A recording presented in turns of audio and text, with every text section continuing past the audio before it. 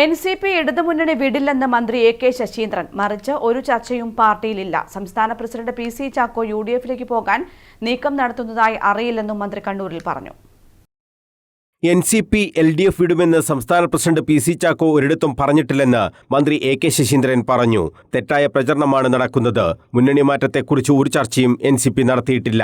PC Chacko പറഞ്ഞിട്ടുണ്ട്. അങ്ങനെയൊന്നും ഉണ്ടായിട്ടില്ല. അതൊക്കെ വെറും വാർത്തകൾ മാത്രമാണ്.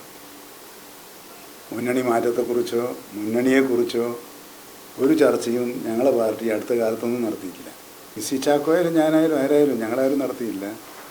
അതുമായി അത്തരത്തിൽ വന്നിട്ടുള്ള വാർത്തകളൊക്കെ അടിസ്ഥാനരഹിതമായ വാർത്തകളാണ്. അതിനൊന്നും യാതൊരു പാർട്ടി യോഗങ്ങളിൽ ഇപ്പോൾ പല പാർട്ടികളെയും സമ്മേളനം നടക്കുകയാണ്. പാർട്ടി യോഗങ്ങളിൽ എന്തെങ്കിലും അഭിപ്രായം വന്നോ ഇല്ല എന്നുള്ളത് ആ അഭിപ്രായ പ്രകടനങ്ങൾ തീരുമാനമല്ലല്ലോ. അത് ഞാൻ നോക്കിയില്ല. പാർട്ടി യോഗങ്ങളിൽ പല അഭിപ്രായങ്ങളും പറഞ്ഞേക്കാം. അതൊന്നും പാർട്ടി തീരുമാനങ്ങൾ അല്ല. LDFിൽ NCP ഉറച്ചു നിൽക്കും. 1980 മുതൽ LDFിൽ തുടരുന്ന പാർട്ടിയാണ് NCP. അല്ല, കേരളത്തിലെ NCP ഇടതുപക്ഷ ജനാധിപത്യ മുന്നണിയോടൊപ്പം നിൽക്കുമെന്ന് ആവർത്തിച്ച് ഉറപ്പാക്കുക പ്രഖ്യാപിക്കുക മാത്രമല്ല, 80 മുതൽ ഞങ്ങളവിടുന്ന് തുടങ്ങിയതാണല്ലോ.